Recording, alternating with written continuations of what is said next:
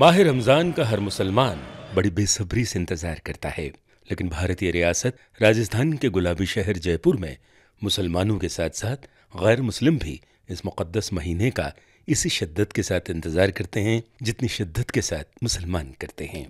इस इंतजार की वजह है जयपुर में माह रमजान में पकने वाले मुख्तलिफ जायकेदार खाने के पकवान। हिंदू मजहब से ताल्लुक रखने वाली वर्षा सोनी रमजान के महीने के दौरान अक्सर अपने खाविंद और बच्चों के साथ शीरमाल का जायका लेती हुई नजर आती हैं।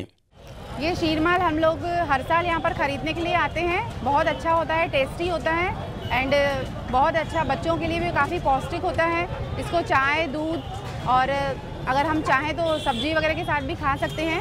बहुत अच्छा है, it is very good for health. Jaipur के लजीज शीरमाल सिर्फ माह रमजान में ही बनते और परोसे जाते हैं।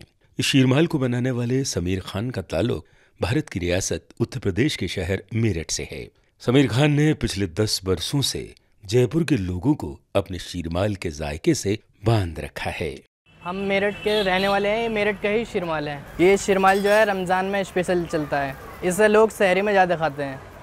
इसे दूध से बनता है, देसी घी से, काजू बादाम पिस्ता से बनता है। इसे मुस्लिम नॉन मुस्लिम सब इसे पसंद करते हैं क्योंकि ये वेज होता है और ये ख़राब नहीं होता, कहीं भी ले आ सकते हैं इसे। वर्षा सोनी के अलावा भी समीर खान के शीरमाल के कई और मुरीद हैं।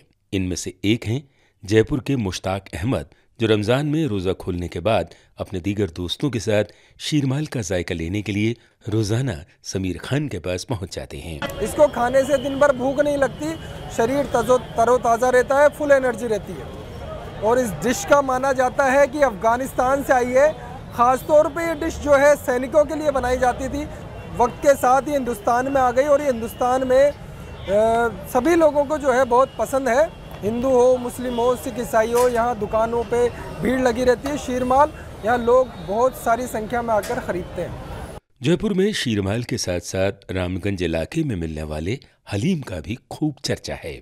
शाम होते ही यहाँ पर मोहम्मद सरताज के हलीम के खुशबू हर एक के ऊपर तारी हो जाती है और उनकी दुकान पर इस लजीज हलीम का जायका लेने वालों का हजूम जमा हो जाता है। जयपुर के रहने वाले लोकेश साहवन जैसे कई गैर मुस्लिम भी रमज़ान के दौरान रोज़ाना सरताज के इस लजीज हलीम का जायका लेने पहुंच जाते हैं। मतलब रमज़ान का महीना एक इबादत का इतना बढ़िया महीना आता है कि हमारे हिंदू की बहन बेटियां भी उस महीने में इंतजार करती है कि हम कब रमज़ान का महीना आए और कब हम शीरमाल खाएं, कब हम हलीम खाएं और कब हम बिरयानी खाएं। मोहम्मद सरताज बकरी के गोश्त से हलीम तैयार करते हैं। पिछले 20 वर्षों से वो रमज़ान के दौरान जयपुर के लोगों को अपना लजीज हलीम परोस रहे हैं। ये एक हमारा महीना है, ये पवित्र महीना है रमज़ानों का। इसके अंदर बहुत हमारे हिंदू भाई आते हैं और वो भी हमारे साथ इस हलीम के मज़े ले लेते हैं और हम मुसलमान भी इसके मज़े ले लेते हैं।